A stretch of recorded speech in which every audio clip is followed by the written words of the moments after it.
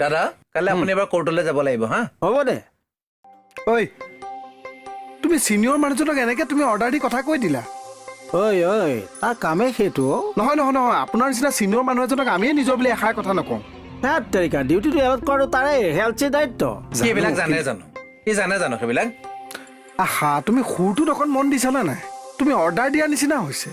আৰে কেকটিটাক এইটো সুৰত তুমি কথা নকবা হ'ব মোকহে কৈছে সুৰৰ বিশ্লেষণ কৰিব নালাগে কেকটিটা তাৰ এটিটিউডটো আপুনি দেখিছেনে নাই ঐ তুমি যোৱাচোন নিজৰ কাম কৰাগে যোৱা নাই মই তোমাক চাই আছো তুমি আজি ৰিচাৰ্চ টেবুলখন দখল কৰি ল'লা তুমি কি এল চি হ'লা বুলি কি গোটেই থানাখন দখল কৰি ল'বা নেকি ৰাকেশ ভাইটি তই যাচোন যা নহয় নহয় তাৰ আপুনি এটিটিউডটো আপুনি লক্ষ্য কৰিব দেই তোক কৈছো নহয় যা বুলি কৈছো যা ঐ তোমাৰ চশমাখন ভাল লাগিছে থেংক ইউ কিন্তু যিটো ছাল মাৰিবলৈ পিন্ধিছা চজা নাই তোমাক যা